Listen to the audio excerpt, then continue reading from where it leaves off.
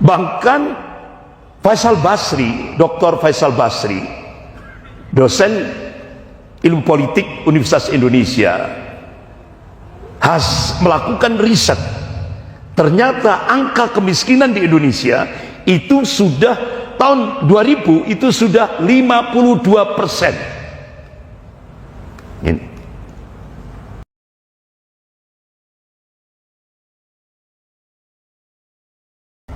Tahun 2000 saja angka kemiskinan sudah 52%. Bahkan Bank Dunia memasukkan Indonesia masuk kategori 100 negara termiskin tingkat dunia. Bapak-bapak, ibu-ibu jangan lihat terus akhirnya Indonesia kenapa dimasukkan 100 negara termiskin. Bukan karena rakyatnya tidak punya rumah atau rakyatnya istilahnya babong kabeh itu, enggak. Artinya apa? Indonesia sumber daya alamnya luar biasa, tapi semua sumber daya alam itu sudah dikuasai oleh asing dan asing. Dengan seperti itu juga Indonesia dijebak oleh debt, apa yang namanya itu? Bukan debt collector, apa jebakan hutang gitu ya. Sekarang Indonesia, hutang Indonesia 7.734 triliun. Makanya ini yang kenapa Indonesia masuk 100 negara termiskin tingkat dunia. Jadi kenapa itu bisa terjadi? Karena ini adalah merupakan proyek untuk 2025. Mereka akan melakukan pemurtatan besar-besaran untuk Indonesia. Jadi Zionisme Yahudi dan Kristenisasi internasional sengaja menciptakan proyek kemiskinan itu, tujuannya adalah dalam rangka 2025 akan terjadi pemurtatan besar-besaran. Karena itu tadi proyek pemiskinan. Ini tadi.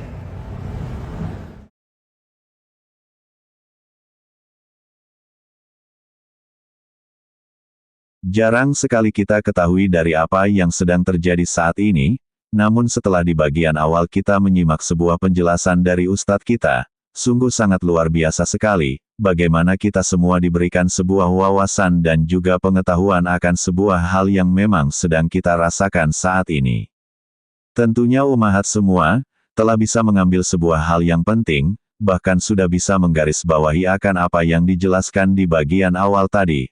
Namun alangkah tidak begitu lengkapnya, jika umahat semua tidak menyimak sampai selesai apa yang dijelaskan dan juga ditegaskan oleh Ustadz kita ini. Maka untuk ini, mari kita simak dan juga dengarkan apa yang ditegaskan dan diungkapkan oleh Ustadz kita ini. Maka untuk ini, sebelum lanjut, mohon kepada umahat semua, untuk bantu channel ini dengan klik tombol like dan subscribe-nya terlebih dulu. Untuk itu, nanti kita simpulkan dan juga tanggapi di akhir penjelasan guru kita ini. Maka selengkapnya mari disimak sampai selesai penjelasan ini. Proyek kemiskinan itu diciptakan, bukan alami. Itu diungkap oleh Prof. John Perkin dalam bukunya An Economic Hitman. Indonesia ternyata menjadi pilot project kemiskinan. Jadi kemiskinan itu diciptakan di Indonesia. Bahkan Faisal Basri, Dr. Faisal Basri, dosen ilmu politik Universitas Indonesia, has melakukan riset. Ternyata angka kemiskinan di Indonesia itu sudah tahun 2000 itu sudah 52%. Ini. Tahun 2000 saja angka kemiskinan sudah 52%. Bahkan Bank Dunia memasukkan Indonesia masuk kategori 100 negara termiskin tingkat dunia. Artinya apa? Indonesia sumber daya alamnya luar biasa, tapi semua sumber daya alam itu sudah dikuasai oleh asing dan asing. Jadi kenapa itu bisa terjadi? Karena ini adalah merupakan proyek untuk 2025. Mereka akan melakukan pemurtatan besar-besaran untuk Indonesia.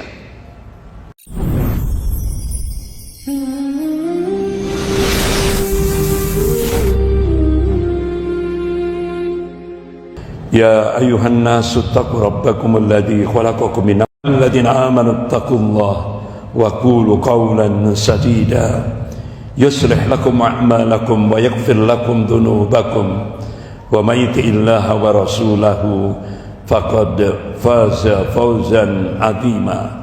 Amma ba'd. Kalau dulu sasaran utama Indonesia,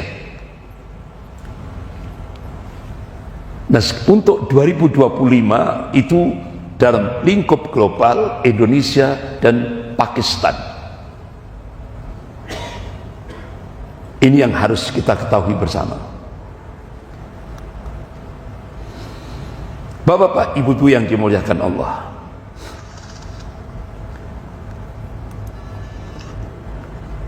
ada sebuah buku yang ditulis oleh seorang teolog, Larry Kefauver. Dia menceritakan tentang kisah Peter Youngren bergerak dan mendobrak pertahanan jendela 10-40 derajat lintang utara. Yang dimaksud adalah pertahanan setan, roh kuasa gelap. Siapa yang dimaksud? Pertahanan setan. Siapa yang dimaksud? Umat Islam. Itu diungkap oleh Dr. Larry Kefauver dalam sebuah buku diberi judul Meraih Kemenangan di Daerah Musuh. Jadi Dr. Larry Kefauver menjelaskan bagaimana lembaga Global Harvest Force yang dipimpin oleh Peter Youngren, yang telah datang ke beberapa kota di seluruh Indonesia, tapi ketika masuk di Malang gagal. Itu rencananya di lapangan Rampal, gagal karena semua ormas-ormas Islam Semalang Raya menolak. Gagal di Malang. Jadi dia menyebar ke seluruh beberapa kota di Indonesia dengan melaksanakan festival Yesus.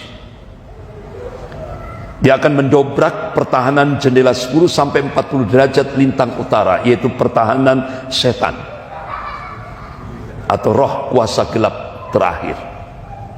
Jadi umat Islam itu diberi julukan oleh kalangan mereka itu pertahanan setan. Jadi kita tidak hanya domba-domba yang tersesat, gitu ya, tapi naik level. Gitu ya. Jadi umat Islam di Indonesia itu tidak hanya disebut domba-domba sesat oleh mereka, tapi naik level lagi, pertahanan setan. Satanism, seperti itu. Bapak-bapak, ibu-ibu yang dimuliakan Allah, bahkan di Indonesia itu telah menyebar sebuah buku judulnya Transformasi Indonesia.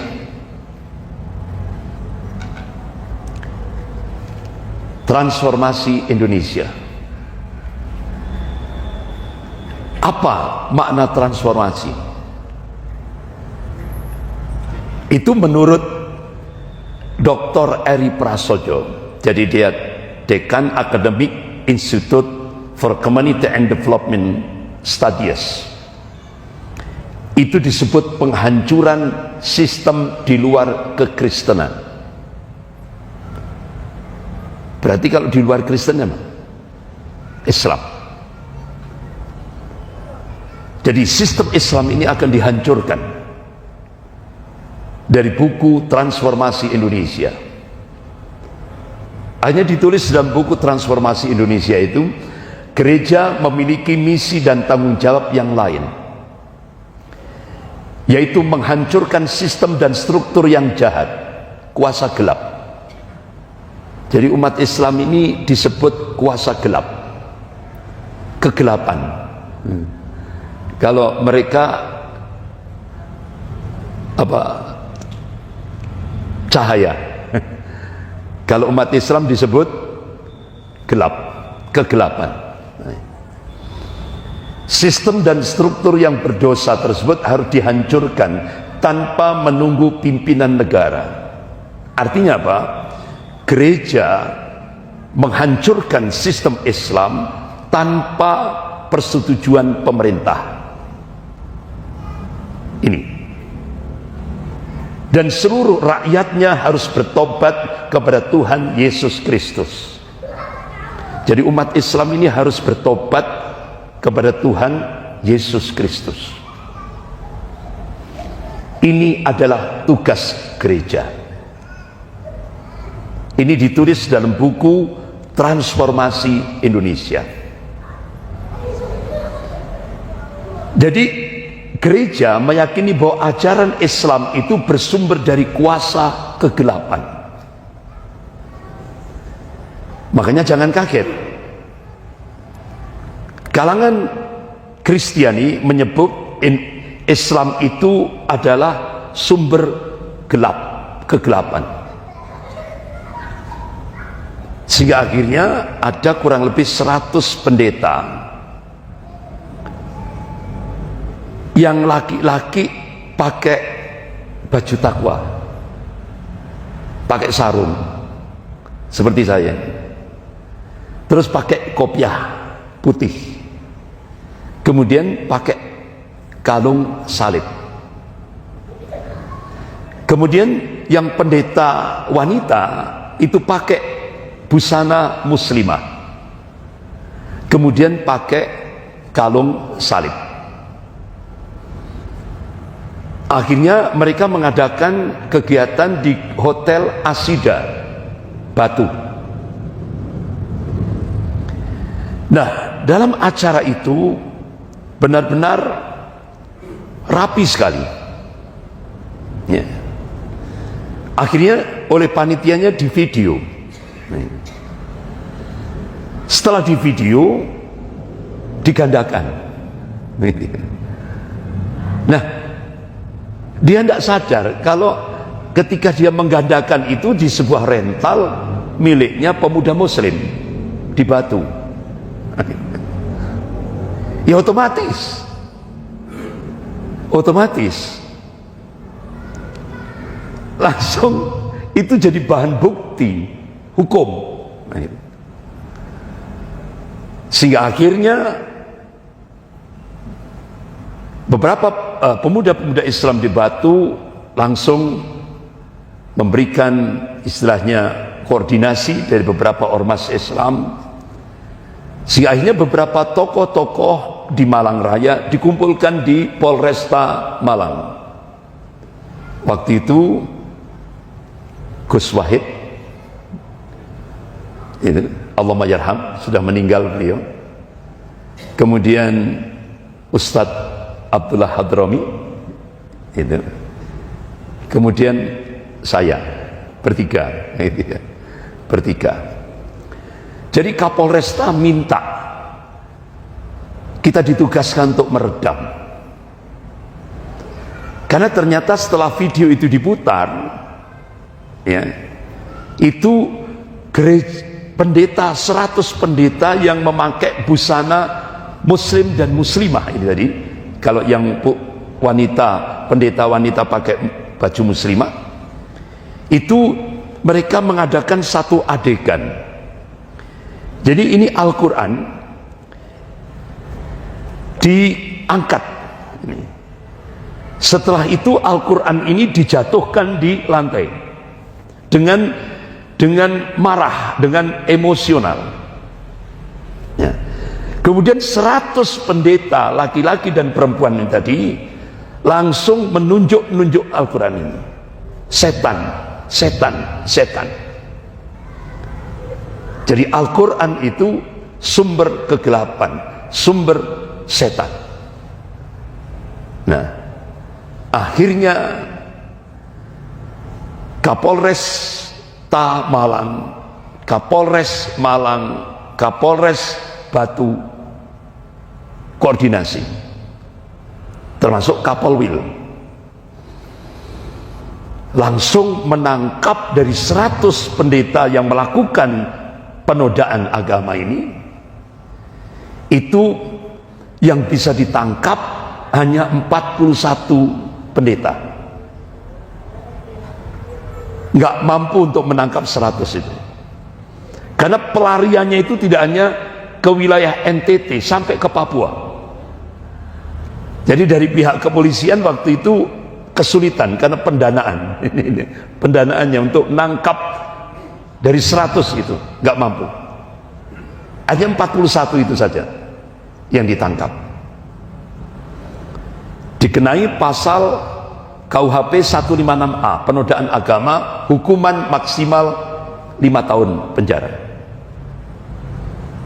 Akhirnya dalam persidangan sampai di pengadilan langsung semua divonis 5 tahun penjara. Ya. Padahal ini 100 pendeta yang melakukan itu. Jadi ternyata apa yang ditulis dalam buku Transformasi Indonesia ini oleh kalangan gereja-gereja di Indonesia ini memunculkan tindakan penodaan agama. Ya.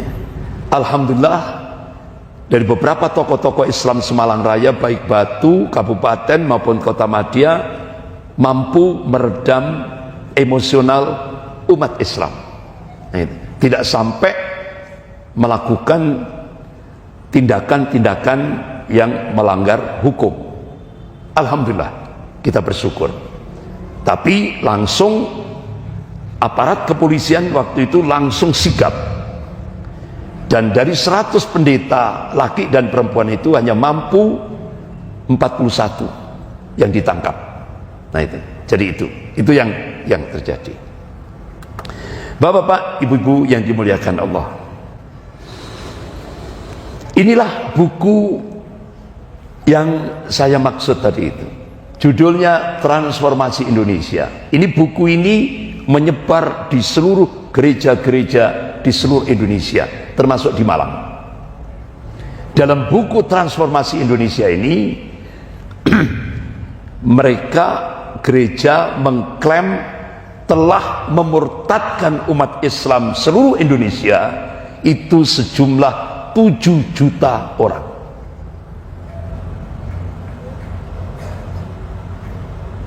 Sampai tahun 2000, bukan 2020, sampai tahun 2000. Gereja-gereja di seluruh Indonesia berhasil memurtadkan umat Islam seluruh Indonesia itu didata kurang lebih 7 juta orang. Ini percaya enggak ini? Kira-kira jamaah percaya enggak ini? Percaya? Ya? Percaya? Ya. Coba kita lihat realitas di lapangan. Bapak-bapak, ibu yang dimuliakan Allah, ternyata sampai tahun 2000 data statistik dari Badan Statistik di Indonesia, ternyata terjadi pengurangan umat Islam secara kuantitas 21%. Berarti klaim dari buku Transformasi Indonesia sampai tahun 2000 mereka berhasil memurtadkan sebesar 7 juta umat Islam itu hak, benar.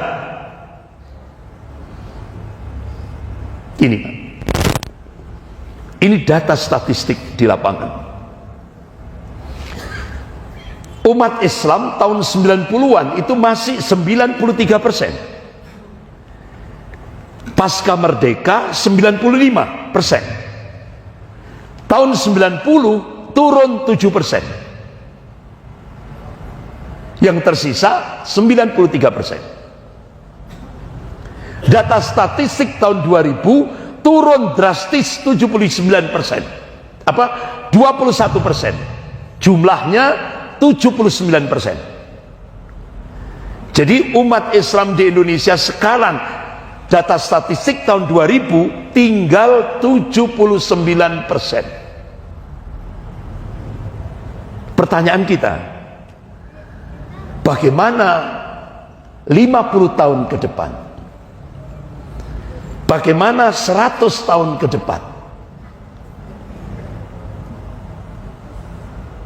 Apalagi yang beberapa waktu yang lalu sudah saya sampaikan, proyek kemiskinan itu diciptakan, bukan alami. Itu diungkap oleh Prof. John Perkin dalam bukunya An Economic Hitman. Indonesia ternyata menjadi pilot project kemiskinan. Jadi kemiskinan itu diciptakan di Indonesia. Bahkan Faisal Basri, Dr. Faisal Basri, dosen ilmu politik Universitas Indonesia, has melakukan riset.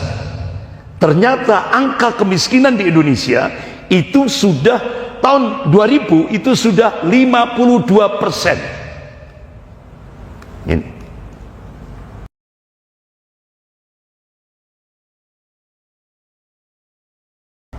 Tahun 2000 saja angka kemiskinan sudah 52%. Bahkan Bank Dunia memasukkan Indonesia masuk kategori 100 negara termiskin tingkat dunia.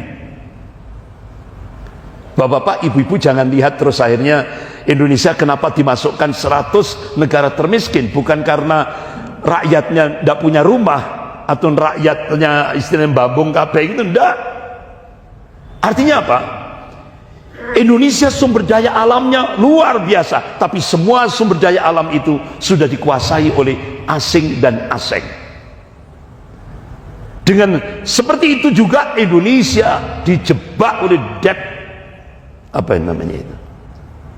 Bukan debt collector, apa jebakan hutang gitu ya. Sekarang Indonesia, hutang Indonesia 7.734 triliun.